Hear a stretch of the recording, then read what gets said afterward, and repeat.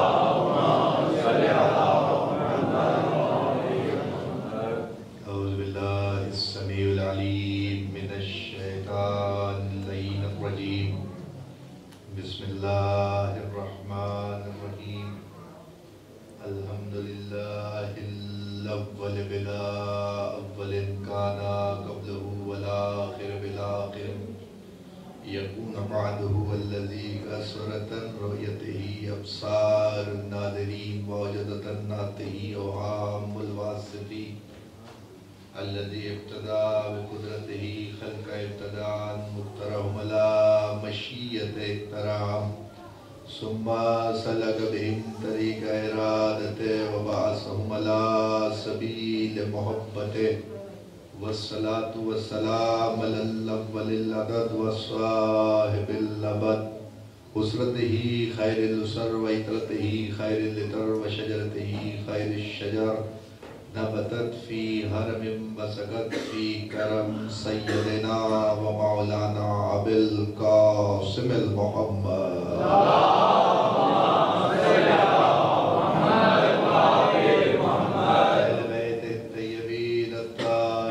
المعصومين المنتجبين المنتخبين الذين عذب الله عنهم الرجس وطهرهم تطهيرا.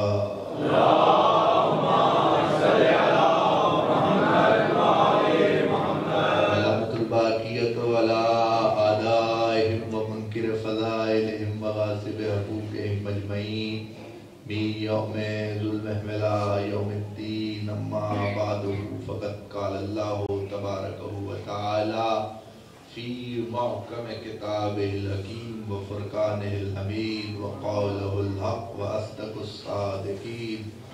بسم الله الرحمن الرحيم. يقول الذين كفروا لست مرسلا قل كفى بالله شهيدا بيني وبينكم ومن عنده علم الكتاب. صلوات اللهم صل على محمد وآل محمد. ایک دفعہ اور شاندار صلوات اللهم صل على محمد وآل محمد. تذکرہ ہے آپ کے اور میرے 10ویں امام جو رضی بھی ہیں، مرتضی بھی ہیں، نقی بھی ہیں، ہادی بھی ہیں، امین بھی ہیں. یہ سارے القابات امام کے ہیں اور نام علی ہے. اسی بات سے اندازہ ہو جانا چاہیے آپ کو کہ پروردگار عالم نے اس نام کو اولین و آخرین میں بہت کم لوگوں کو عطا کیا. بہت سے لوگوں نے 13 رجب کے بعد یہ نام دیکھا اور پھر لوگوں کے ذہنوں میں آیا اور لوگوں نے کوشش بھی کی کہ اس نام کے آغازی میں یہ بات آپ تک بتاتا چلوں کہ پروردگار عالم کا یہ انتظام و انتظام ہے. اس کی مشیت کا ارادہ یہی ہے کہ جب بھی آپ کسی منصب کو دیکھیں گے تو آپ یہ دیکھتے ہوئے چلیے کہ جیسے جیسے منصب آگے بڑھے گا ویسے ویسے جس پر منصب آیا ہے، جو اس منصب پہ پہنچا ہے، اس کی قابلیت اور حیثیت آپ کے سامنے نظر آئے. جیسے حضرت آدم علیہ السلام پہلے نبی ہیں لیکن ان پہ نبوت رک نہیں گئی. نبوت آگے بڑھ گئی. آدم سے نوح، نوح سے ابراہیم، ابراہیم سے موسیٰ، موسیٰ سے عیسیٰ. لیکن پیغمبر اکرم پر آ کر رسالت کو اللہ نے مکمل کر دیا. یعنی منصب نبوت کو پیغمبر پہ کامل کر دیا. یعنی اب آپ دیکھیے کہ منصب کی حقیقت کو سمجھنے کے لیے میں مثال آپ کے سامنے بیان کر رہا ہوں. ذرا سا اور آگے بڑھ جائیے تو اسلام کا پہلا علمدار ہے حمزہ. جیسے جیسے علمداری ایک منصب ہے. حضرت حمزہ رسول اللہ کے چچا علیہ السلام السلام پہلے اسلام کے علمدار ہیں، لیکن ان سے علم منتقل ہوا ہے جناب جعفر طیار کو۔ جناب جعفر طیار کے پاس علمداری کا منصب رکا نہیں، کیونکہ علی المرتضیٰ موجود ہے، تو اسلام میں علمداری کا منصب منتقل ہو رہا ہے۔ لیکن کیا کہنے مجھے نہیں پتا، تقریر تو میں نے امام علی نقی پہ کرنی ہے، لیکن جملہ آ گیا تو سن لیجئے، میں آپ کی خدمت اقدس میں جملہ پیش کر رہا ہوں۔ علی مرتضیٰ جیسا علمدار ہونے کے باوجود منصب عباس تک منتقل ہو گیا۔ آپ کے کیا کہنے جو بول سکتا ہے؟ منصب علمداری کا حضرت ابو الفضل عباس تک منتقل ہو گیا، لیکن اب یہاں آ کے منصب ایسا رکا کہ کسی میں قیامت تک جرت نہیں ہے کہ اگر ہاتھ کٹ بھی گئے ہیں تو عباس سے علم لے کے دکھائیں۔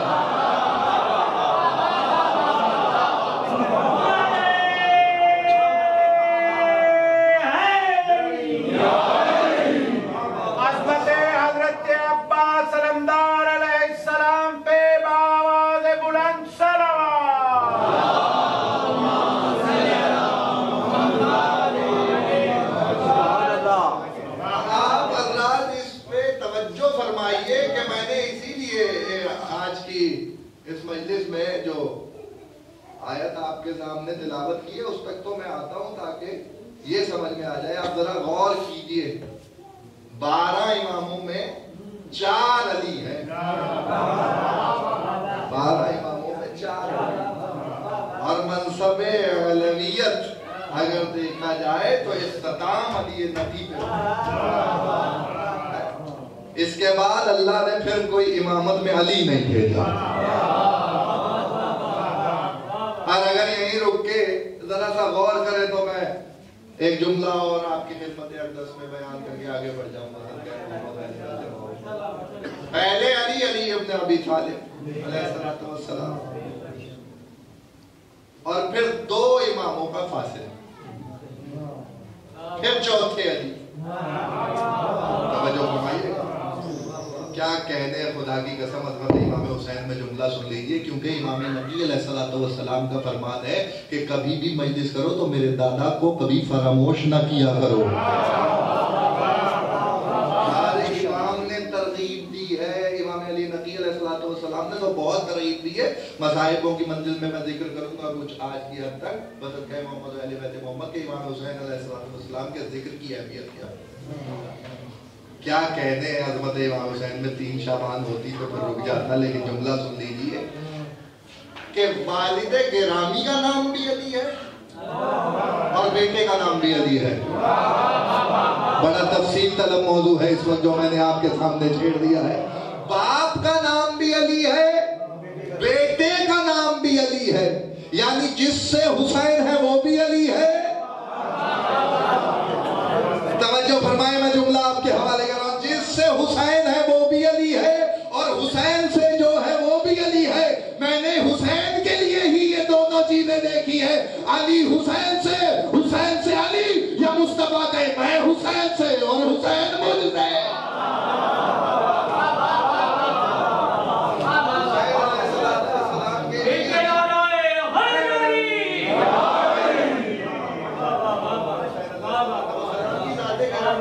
اور پھر آگے بڑھ جائیے تو پھر علی رضا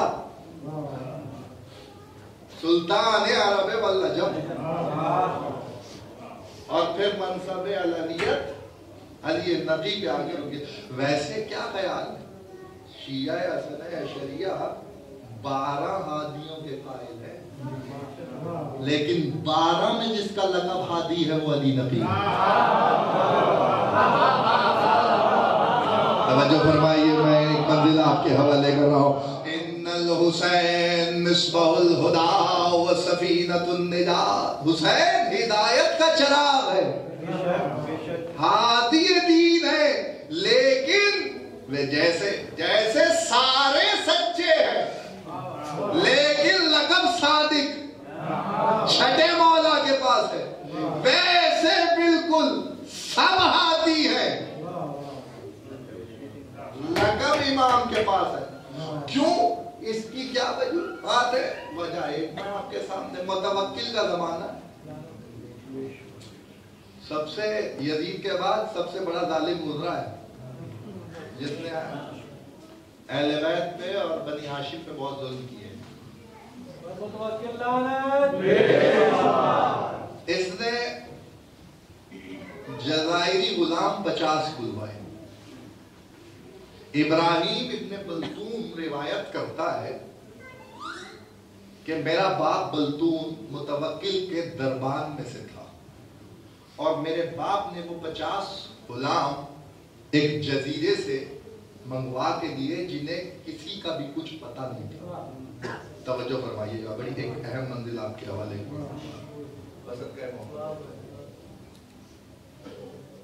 جب وہ 50 غلام آ گئے، یہ طبری نے الثاقب والمناقب میں بھی لکھا اور مذہب تشیع میں آیت اللہ مستنبط میں بھی لکھا۔ یہ دونوں حوالے آپ کو اس لیے دے دیے تاکہ کوئی اگر دیکھنا چاہے تو وہی دیکھ لے۔ دو حوالے کہ میں کتاب دیکھ کے گفتگو کر رہا ہوں۔ جب وہ 50 غلام آئے، اور روب امامت امام علی نقی یہ ہے، انسان تو جانتا ہے کہ یہ فرزند رسول ہے، لیکن جانوروں کا اور پرندوں کا عالم یہ ہے کہ متوکل جہاں بیٹھتا ہے اس نے ایک پیچھے جالی لگوائی ہے، اور اس جالی میں چڑییں آتی ہیں بہت سی، اور وہ چہچہاٹ کرتی ہیں اور اتنا بولتی ہے کہ متوکل کے دربار میں کسی کے پاس متوکل کی آواز تک نہیں پہنچتی، یعنی اتنا شور کرتی ہے۔ متوکل دربار میں اگر کچھ کہتا ہے تو وہ بات وہاں تک نہیں پہنچتی، لیکن درباریوں نے لکھا کہ جب امام آتے تھے تو وہ چڑیاں ایسے ساکت ہو جاتی تھی جیسے انہیں کسی نے پکڑ کے خاموش کیا۔ یہ ہے روب امامت۔ تو کہتے ہیں وہ 50 غلام جب آئے جو متوکل کو بھی نہیں جانتے، صرف اتنا پتا ہے کہ یہ بادشاہ ہے، تو کہتے ہیں اسی دوران امام علی نقی تشریف لائے دربار میں۔ جیسے ہی امام دربار میں تشریف لائے، توجہ فرمائیے، جیسے ہی امام دربار میں تشریف لائے تو کہتے ہیں کہ وہ 50 کے 50 امام کے سامنے سجدے میں گر گئے۔ میں بڑی ذمہ داری سے بات کر رہا ہوں، ایک جملہ یاد رکھیے گا، 50 کے 50 امام کے سامنے سجدے میں گر گئے تو متوکل اپنی جگہ سے اٹھا اور پردے کی اوٹ میں جا کے چھپ گیا، اور جب امام دربار سے باہر گئے تو وہ نکل کے آیا اور اس نے بلتون سے کہا کہ میں نے تجھ سے 50 اجڑ گوار منگوائے تھے، توجہ، تو ایسے کو میں چاہ رہا تھا کہ یہ علی نقی کی تعظیم نہ کرے، تو ایسے کو توجہ، تو ایسے کو لایا، ایسوں کو لایا ہے کہ جنہوں نے ان کے سامنے سر ہی سجدے میں رکھ دیا۔ تو اب کہتا ہے بلتون کہ میں نے ان سے پوچھا کہ کیا وجہ ہے کہ تم نے اس کے سامنے سر سجدے میں رکھ دیا، تو وہ کہتا ہے تو ہمیں ان سے غافل سمجھتا ہے، یہی تو وہ ہیں جو سال میں 10 دن کے لیے ہمیں فقہ و اسلام و ہماری مشکلات دور کرنے کے لیے یہی چہرہ ہوتا ہے جو ہماری پریشانیاں دور کرنے آتا ہے۔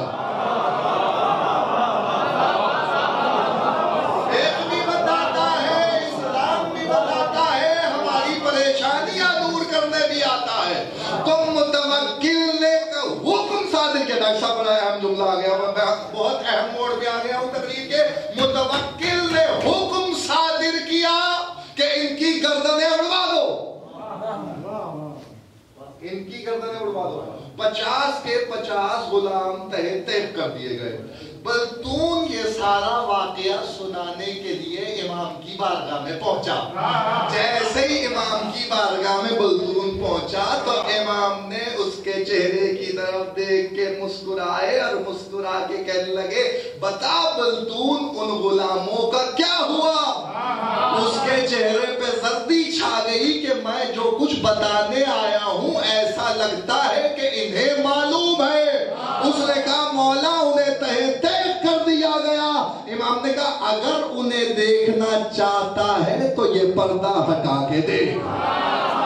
जो अब भी नहीं इमाम के फजाइल में बोल सकता, अल्लाह जाने वो क्यों आया है मजलिस में। कहते हैं जैसे ही पर्दा हटाया गया तो वो मसनद पे 50 गुलाम बैठे हुए थे और फल खा रहे थे। उसने कहा, मौला ये फल कहाँ के हैं? इमाम ने कहा, जन्नत से इनके लिए मंगवाए हैं। जो हमारी ताज़ीम में झुक जाता है वो जिंदा भी रहता है और वहां के तो आप भी खाता।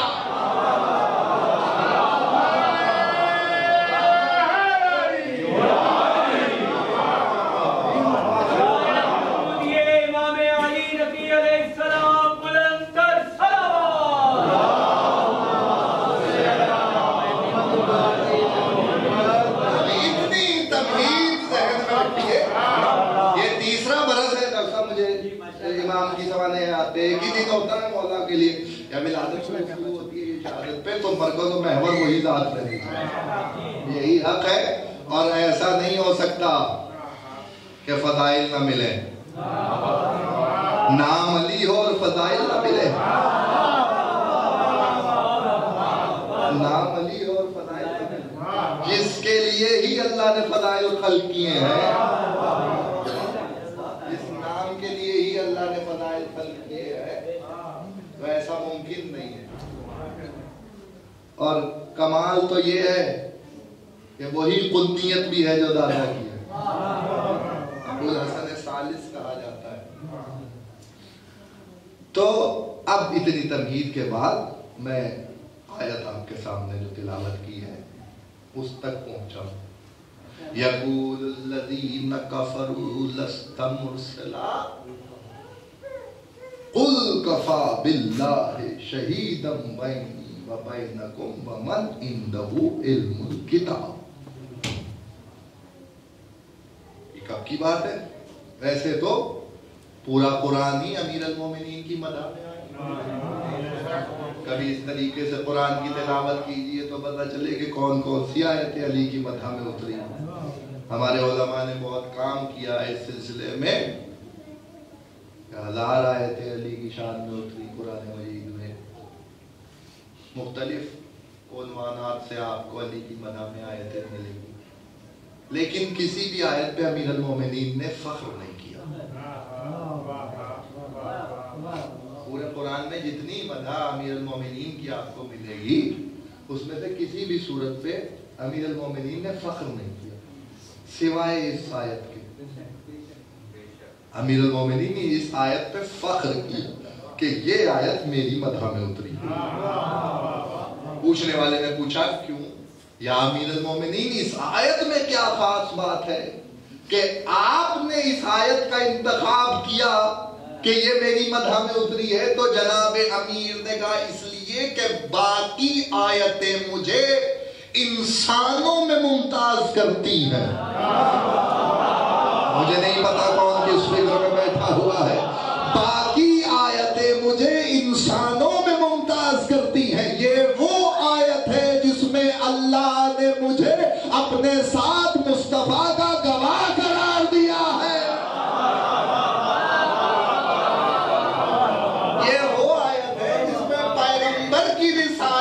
गवाही के लिए अल्लाह ने एक अपना इंतखाब किया। हबीब, इनसे कह दो जब तुझे रसूल नहीं समझते, यक़ूलुल्लज़ीन कफ़रू लस्ता मुरसला, तो इनकी गवाही की तुझे जरूरत भी नहीं है। कुल कफ़ा बिल्लाहि शहीदम बैनी व बैनकुम व मन इंदहु इल्मुल किताब, इनसे कह दे कि एक अल्लाह तेरी गवाही के लिए काफी है और वो जिसके पास किताब का इल्म है वो तेरी गवाही के लिए काफी है।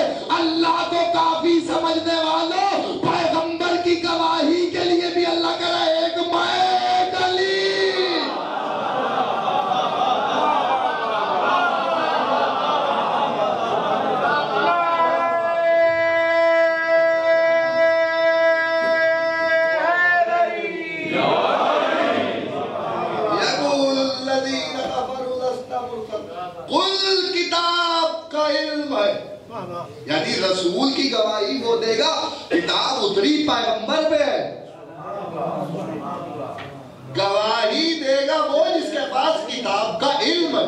اللہ نے یہ کہا ہے رسول کی گواہی کے لیے، تو وہ کوئی ایسا ہے، اللہ نے نام تو نہیں لیا علی کا، یہ تو آپ شیعہ ہیں اس لیے آپ نے مجھے داد دے دی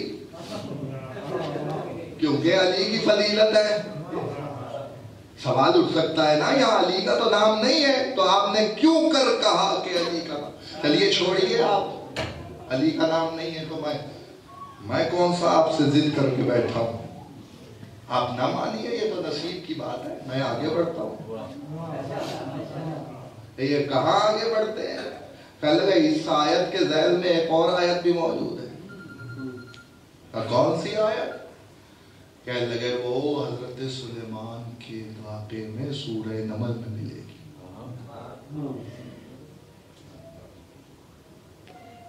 وہ کون سی آیت ہے؟ وہ حضرت سلیمان نے جب دیکھا کہ سر پہ حدود نہیں، میں موضوع میں ہوں یاد رکھیے گا، باہر نہیں جا رہا۔ وہ حضرت سلیمان نے دیکھا کہ سورج کی تمازت چہرے پہ پڑ رہی، ادھر کا حدود نہیں ہے اپنی جگہ، تو حدود نے آ کے عذر پیش کیا۔ یعنی پیغمبر اکرم، یاد رکھیے گا اس بات کو، نبی ہے حضرت سلیمان، تخت چلتا ہے ہوا کے دوش پہ، اور جن ساتھ چلتے، دیو ساتھ چلتے، بہت بڑا تخت روان جو آمادہ ہوتا ہے، ہوا میں معلق ہوتا ہے، پرندے ساتھ چلتے ہیں جو حضرت سلیمان پہ سایہ کرتے ہیں۔ ایک پرندہ جگہ میں نہیں تھا، برہم ہو گئے حضرت سلیمان۔ کیوں؟ اس لیے کہ میں نے حکم دیا تھا کہ یہاں سے نہ ہلنا۔ یعنی پیغمبر نے جس پرندے کو جہاں ٹھہرایا ہو، اگر وہ اپنی جگہ پہ نہ ہو، پرندہ انسان نہیں، جس پرندے کو اس جگہ پہ ٹھہرایا ہو اور وہ اپنی جگہ پہ نہ ہو تو پیغمبر کی نظر میں وہ پرندہ خطاوار ہے۔ پیغمبر نے کہا اس خطاکار کو آنے دو، جیسے ہی دربار میں آئے گا اسے ذبح کر دوں گا۔ اتنا سا پرندہ ہوتا ہے، اور حضرت سلیمان ایک ملک ہے حضرت سلیمان کا، چند ہی تو نبی گزرے ہیں جن کو دنیاوی ملک اللہ نے عطا کیا۔ تو کہتے ہیں کہ جیسے ہی آیا پرندہ تو اس نے عذر پیش کیا، یا نبی اللہ۔ اچھا یہ بھی سن لی کہ ضرورت کی پیش آئی تھی حدود کی۔ حدود کی ضرورت اس لیے پیش آئی تھی کہ حدود اڑتے ہوئے آسمان میں زمین کی تہ میں پانی دیکھ لیتا ہے، اس لیے حضرت سلیمان کے لشکر میں حدود رہتا تھا کہ پانی کی تلاش کر کے بتاتا تھا، اور جہاں پانی ہوتا تھا وہاں تخت اتر جاتا تھا اور پانی دیا، اور اپنا جہاں تک پانی کا سفر کی ضرورت ہے پانی تو حدود بتاتا تھا۔ تو اس وقت حدود نہیں تھا اور چہرے پہ تبادل پڑی، جب چہرے پہ تبادل پڑی تو حضرت سلیمان نے بلا لیا، دکھا، اس نے کہا یا نبی اللہ، بڑا چھوٹا سا ہوں لیکن ایک تخت دیکھا ہے،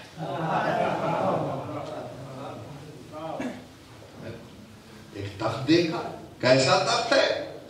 کہنے لگا حضرت سلیمان تخت کی نقوشی،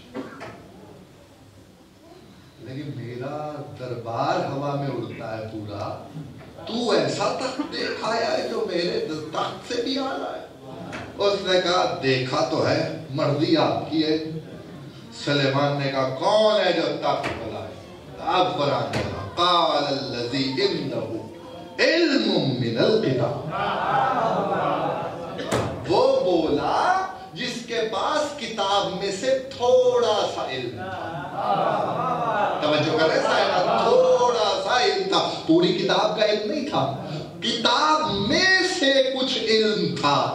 73 فرقوں کے مفسرین نے لکھا کہ بتائیے، توجہ بتائیے، توجہ دیجیے گا کہ یہ نام کون سا ہے جس کے پاس تھوڑا سا علم ہے؟ تو سب نے اس بات پہ اتفاق کیا کل کتاب کے عالم پہ کوئی اتفاق نہ کر سکا ہو، لیکن اس پہ اتفاق ہے سب کا کہ یہ حضرت سلیمان کا وزیر آصف بن برخیہ ہے، جو چشم زدن، توجہ، چشم زدن میں ایک لمحے میں آنکھ جھپکنے میں پورا حضرت سلیمان کا واقعہ نہیں سنانا تھا، اسی منزل پہ آپ کو لے کے آنا تھا، صدقہ محمد اہل بیت محمد۔ پلک جھپکنے میں حضرت بلقیس کا تخت ملکہ سبا سے لے کے حضرت سلیمان تک آیا۔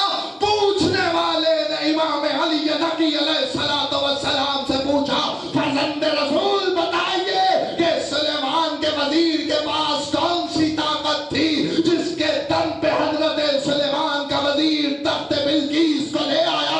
امام نے کہا اللہ نے اپنے علم کو 73 حروف میں تقسیم کیا ہے۔ آصف بن برخیہ کے پاس ایک علم تھا، ایک حرف کا علم تھا جسے اللہ نے اسم اعظم قرار دیا، اس کی طاقت پر آصف تخت بلقیس کو لے آیا۔ سوچ، اس کے پاس ایک تھا، ہمارے پاس 72 ہے۔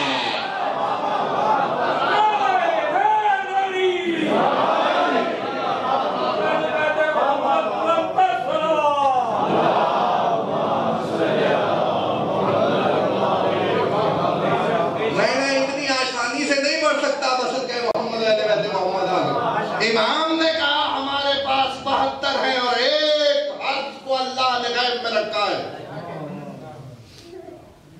ایک حرف کو اللہ نے غیب میں رکھا ہے۔ امام نے کہا ہمارے پاس 72 ہے۔ قاضی القضات یحییٰ بن اقسم سوال بھیجے گئے کہ جب، توجہ کیجئے گا، امام کی سوانح حیات پڑھ رہا ہوں، اس نے آگے بڑھ کے کہا بتائیے، سوالات آئے، سارے تو سوالات نہیں میں ایک مجلس میں بیان کر سکتا، اسی آیت سے متعلق جو سوال تھا وہ آپ کے سامنے بیان کیا اور منزل سے قریب ہو رہا، بس صدقہ محمد علیہ وسلم۔ اس نے لکھا کہ جب حضرت سلیمان کے پاس علم، اپنا علم، نبوت کا علم موجود ہے، تو انہوں نے آصف کو کیوں کہا؟ یہ جواب بھی امام علی نقی نے دیا ہے، یہ جواب بھی امام علی نقی نے دیا ہے۔ لیکن جب آصف کے پاس جو وزیر کہلائے ہیں، ان کو حکم دینے کا سبب کیا ہے جبکہ حضرت سلیمان خود بھی وہ تخت لا سکتے ہیں؟ بھئی اعتقاد ہے نا آپ کا، حضرت سلیمان نبی ہے، ملک ہے، ہوا ان کی تابع ہے، ہوا ان کے تابع۔ یاد رکھیے گا حضرت سلیمان کے ہوا اور جنات اللہ نے تابع کیے تھے۔ اتنا سب کچھ ہو جانے کے باوجود حضرت سلیمان کہہ رہے ہیں کون ہے جو تخت کو لائے؟ دیو آگے بڑھے، جن آگے بڑھے، لیکن حضرت سلیمان نے حضرت آصف کو کیوں کہا؟ انہوں نے بات بھی سمجھ لی کہ نبی کیا چاہتا ہے،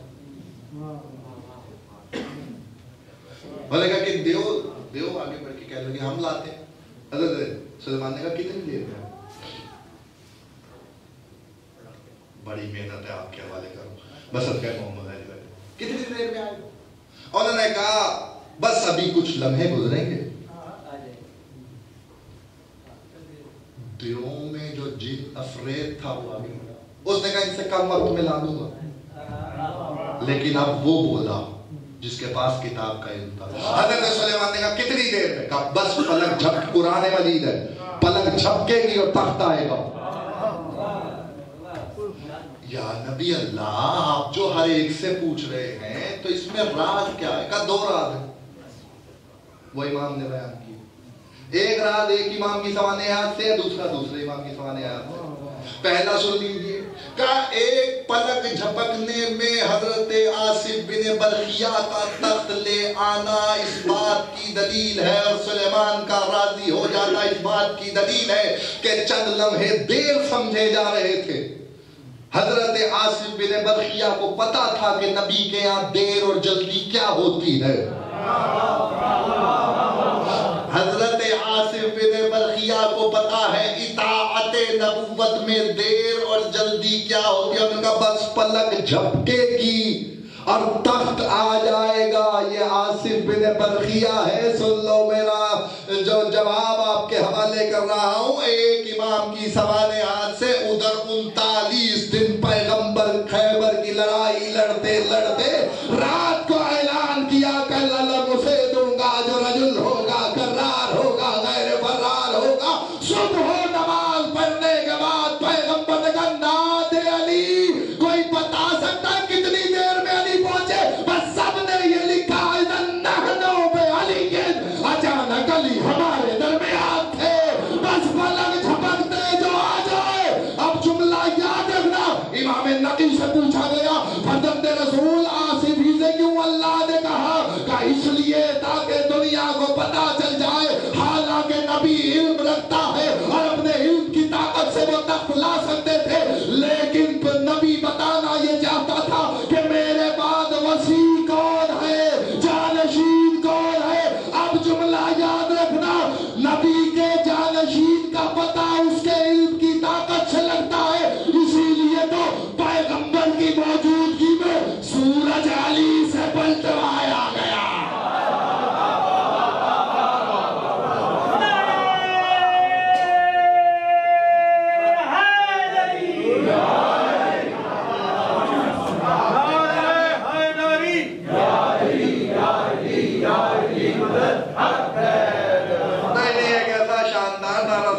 آگے مجلس پڑھنے کو جی چاہے.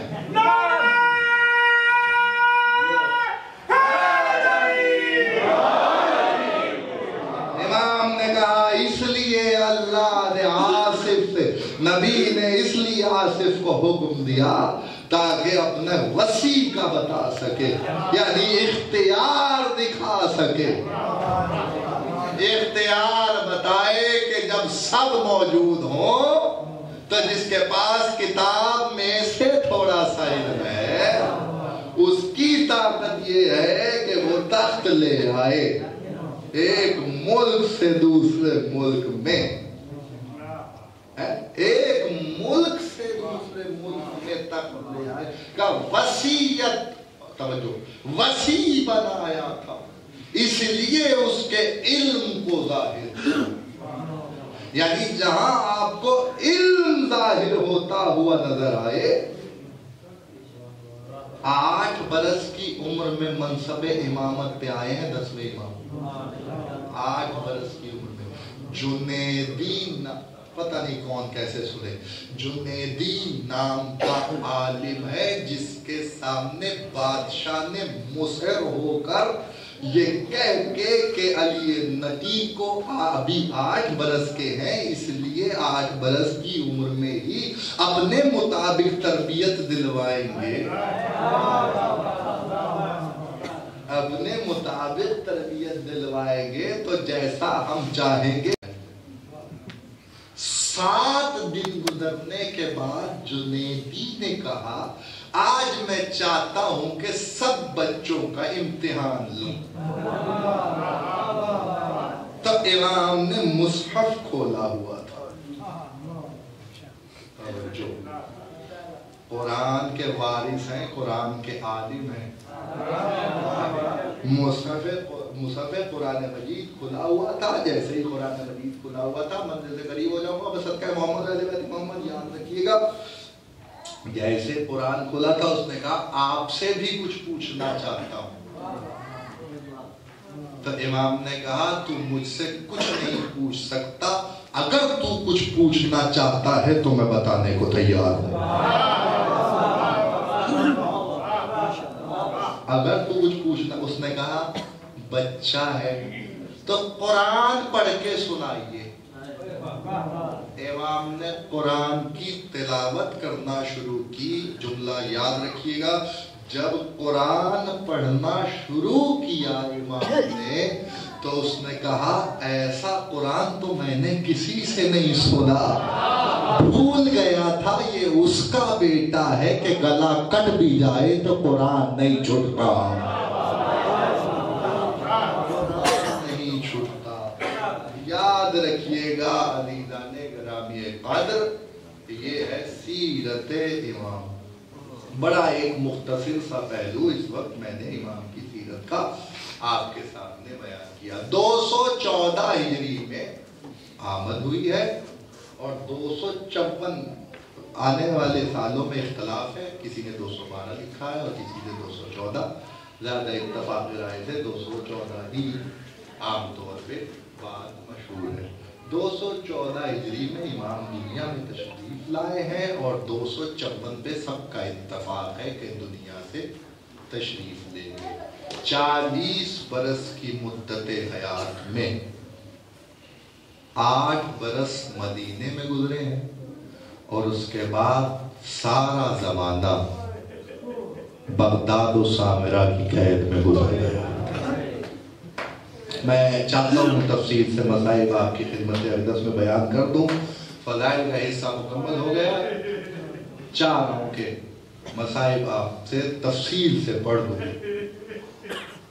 خدا کی قسم یاد رکھیے گا، ہر آنے والے، میں نے تقریر کے آغاز میں ایک جملہ کہا تھا، اس کی شرح کر رہا ہوں کہ ہر آنے والے امام نے عزائے حسین کے بارے میں ہر ایک کو وصیت کی کہ عزائے سید الشہداء کو نہ بھولنا۔ جو امام اپنے محبوں کو حسین کی عزاداری کا بتائے، عزیزان گرامی قدر ذرا خیال سے بتاؤ کہ 8 برس سے لے کے 40 برس تک جب امامت ظاہری امامت آپ منصب امامت پہ ہیں اور کبھی کسی قید خانے میں ہیں، کبھی کسی قید خانے میں ہے، تو ہر سال میں ایک دفعہ محرم کا چاند تو نظر آتا ہے، اور جب محرم کا چاند نظر آتا ہوگا تو علی نقی پہ کیا گزرتی ہوگی عزیزان گرامی قدر۔ اور اس زمانے میں جب متوکل کا زمانہ ہو اور حسین کی قبر پہ زائر کو جانے کی اجازت نہ ملے اور زائر ابھی کہیں سے گزر رہا ہو تو خبر امام کو آ جائے تو امام کہے خدا جزا دے حسین کے زائر کو، اس سے کہنا کہ علی نقی کے لیے بھی دعا کرے کہ وہ حسین کے حرم میں جا رہا ہے۔ عزیزان گرامی قدر، یہ مصائب کی منزل ہے اور میں تو صرف آپ کے سامنے مصائب بیان کر رہا ہوں۔ مصائب احساس کا نام ہے نا، اگر اس بات کو سمجھو تو یہ سمجھنے کے لیے کافی ہے۔ 8 برس کے تھے جب دادی کی آغوش میں سر رکھا ہوا تھا تو کہنے لگے دادی میرے بابا مارے گئے۔ تک یہ جواد کی شہادت کی خبر جب دادی کو دی تو کہتے ہیں ایسے میں بی بی نے کہا اے میرے بیٹے علی نقی تمہیں کیسے پتا چلا؟ کہا دادی وہ ملک جو امام کے ساتھ رہتا ہے وہ مجھ تک ابھی آیا ہے۔ سنے گا جملہ میں ہاتھ باندھ کے کہوں گا مولا یتیمی بہت بڑا ستم اور مصیبت ہوتی ہے لیکن کسی نے تماچا تو نہیں مارا۔ ہائے حسین کی 4 سال کی سکینہ جب قاتل خنجر جلا رہا تھا، لعین نے بی بی کو تماچا مارا، آوازیں چچا ہمارا اجروں کو بدلنا والا کسی غم میں نہ لائے سوائے غم سید الشہداء کے۔ آپ کی آوازیں بلند ہو گئی، گریہ نہ رکنے پائے۔ ابھی آپ کے سامنے ڈاکٹر صاحب بتا رہے تھے آج تو ہر حرم سے رونے کی صدا آ رہی ہے۔ عزیزو حرم میں مومنین بھی گریہ بکا کر رہے ہیں، قبر والے بھی گریہ بکا کر رہے ہیں، لیکن ایک جملہ تو سننا چاہو گے نا، فقط صرف حرم میں مومنین ہی گریہ نہیں کر رہے۔ ارے حسین کی مادر گرامی شکستہ پہلو اور روتی جاتی ہے اور کہتی ہے میرے بچوں تمہیں کربلا میں رہوں کہ کاظمین میں رہوں کہ سامت۔ اللہ آپ کی آوازوں پہ رحمت نازل کرے۔ جو حسین کے بیٹے کے غم میں رو رہے ہو، جو علی کے بیٹے کے غم میں رو رہے ہو، جو محمد کے بیٹے کے غم میں رو رہے ہو، سنو مصیبت سنو، اب متوکل کا زمانہ سنو گے۔ جب بلایا گیا بغداد سے ہوتے ہوئے سامرہ پہنچے تو تمام مقتل نگاروں نے لکھا کہ کوئی اچھی جگہ نہیں تھی جہاں امام کو ٹھہرایا گیا، بڑی وحشت آتی تھی جہاں امام کا زندان بنایا گیا۔ پھر کچھ علماء نے لکھا کئی برس تک امام کو کو اس قید خانے میں رکھا گیا جہاں عالم یہ ہوتا تھا امام کھڑے کھڑے عبادت کرتے تھے، اس قید خانے میں رکوع کی جگہ بھی نہیں تھی۔ میں نے کہا مولا بڑی مصیبت ہے، کھڑے کھڑے قید خانے میں عبادتیں کی، لیکن مولا نقیب آپ تنہا تھے، مائیں بہنیں تو ساتھ نہیں تھی، ایک علی وہ بھی تھا جو بازاروں سے ہوتا ہوا، درباروں سے ہوتا ہوا، بے بغلہ و چادر۔ اجرکم اللہ، اجرکم اللہ۔ سن لو کچھ مصیبتیں سن لو۔ متوکل نے ارادہ کیا کہ امام کو قتل کروائے۔ سنو گے فکرہ، 4 غلاموں کو تیار کیا کہ جیسے ہی علی نقی دربار میں داخل ہو تو تلواریں لے کے امام پہ حملہ کرنا، لیکن رعب امامت کی وجہ سے ان کے ہاتھ سے تلواریں گر گئی۔ میرا جملہ یاد رکھنا عزیزو، جیسے ہی امام کے قریب پہنچا تو دوڑتا ہوا آیا۔ فرزند رسول کس نے آپ کو اس وقت دربار میں بلایا؟ کہ تیرا حاجب پیغام دے کے آیا تھا۔ اس نے کہا میں نے نہیں بلایا، ہاتھ میں شراب کا جام تھا، امام کی آنکھوں میں آنسو جاری تھے، مر نہ جائیں ہم شیعہ۔ میرا جملہ یاد رکھنا، امام روتے جاتے تھے، اس لعین نے شراب کا جام آگے بڑھایا، امام نے گردن کو جھکایا، امام نے کہا ہماری سرشت میں اس کا ذائقہ کسی کو معلوم نہیں ہے۔ اے میرے مولا، دربار میں آپ کے سامنے بھی شراب پی گئی، لیکن ہائے علی ابن الحسین، ازادارے ایک رسن میں 18 بیویوں کے گلے سامنے فضہ کھڑی تھی۔ علی کی بیٹی نے کہا اماں ہٹ جا، آواز زینب آہستہ، لوگ شراب پی رہے ہیں، ہائے علی ابن الحسین۔ مولا کسی غم میں نہ رہے، میں شہادت کی منزل پہ آؤں گا، لیکن ایک جملہ اور سن لو۔ مقتل کے فکرہ یہ ہے، سنو کے فکرہ، پھر ظلم ایسا کیا جہاں امام نے یاد کیا ناقہ صالح کو۔ بہت کم مقامات ہیں جہاں اہل بیت نے ناقہ صالح کو یاد کیا۔ گنواتا ہوا چلتا ہوں، جب رسول اللہ نے علی کو خبر دی تھی، یا علی تیرے سر کے لہو سے داڑھی کو خلاب کیا جائے گا، تجھے تلوار ماری جائے گی، یا علی وہ شخص ناقہ صالح کو ذبح کرنے سے بدترین ہوگا۔ سنو گے جملہ، دوسرا موقع وہ تھا جب حسین نے رونے کے لیے آئے، میری طرف دیکھنا، جب حسین نے ششماہے کو ہاتھ پہ اٹھایا ہوا تھا اور ششماہے کو لے کے فوج آدھا کے سامنے آئے اور کہتے تھے فوج آدھا میں تمہاری نظر میں بے صداوار ہوں، اس بچے نے تمہارا کیا بگاڑا ہے؟ ادھر سے ایک سنسناتا ہوا تیر آیا جو کان کے ایک طرف سے آیا، گردن کی دوسری طرف سے پار ہو گیا۔ امام نے کہا پروردگارا، کیا میرے بچے کا لہو ناقہ صالح سے بھی کم ہے؟ یہ دوسرا موقع۔ اب تیسرا موقع سنو، اس متوکل لعین نے بنی ہاشم کا مجمع جمع کیا، امام علی نقی کو گھر سے بلایا۔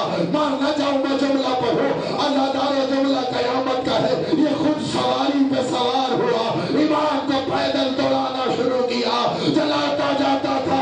سنو گے فکرہ، بازاروں سے گزارا، بازاروں سے گزارتا ہوا، شاہراہ عام پہ لے کے آیا، ہر علاقے میں پھرایا، امام کی جبین اتھر پہ پسینہ چمکنے لگا۔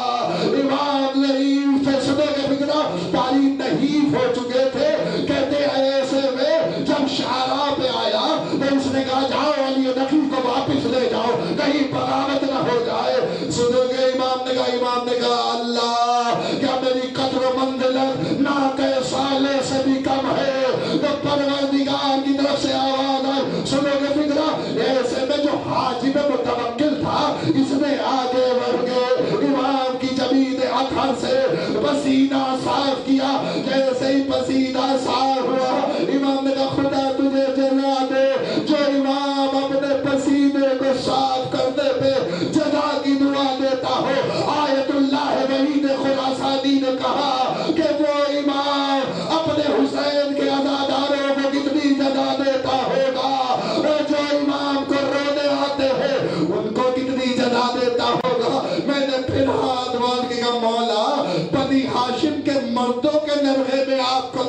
گیا تھا.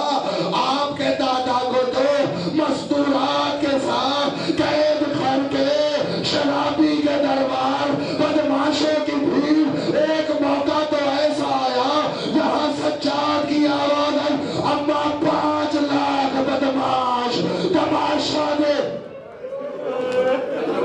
حضرت اللہ آگے وہ منزل تک بس آخری شہادت کا فکرہ سنو اور پھر تابوت کی زیارت کرنا. بڑی شان سے جنازہ اٹھا ہے سامرہ میں امام علی نقی الحاجی کا. سنو گے فکرہ؟ امام حسن عسکری نے تجہیز و تکفین کی ہے. امام نے جنازہ بھی تیار کیا, شیعوں کو گھر بلایا. ایک روایت اور سن لو, جو رونا چاہتا ہے وہ یہ روایت لازم سن لے.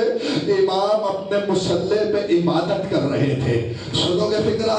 اس لعین نے حکم دیا جس حالت میں ہے اسی حالت میں دربار میں لایا جائے. ترک غلام امام کا گھر ٹاپ کے داخل ہوئے. جب سیڑھیوں سے غلام اتر رہے تھے امام نے کہا رک جا, یہ اہل بیت کا حرم ہے.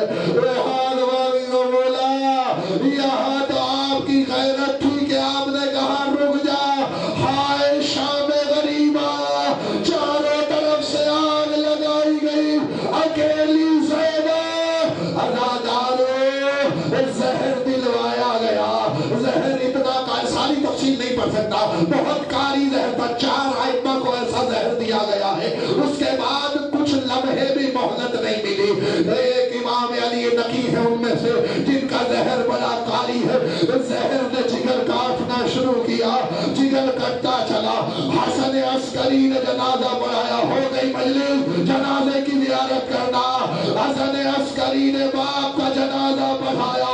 میں ہاتھ والی کو مولا آپ نے بابا کا جنازہ تو پڑھایا, آئے میرا مولا سجاد جب باپ کا جنازہ پڑھانے کا وقت آیا اور ریگستان کربلا میں آواز دے گے دادا چچا ہمارا کوئی نہیں.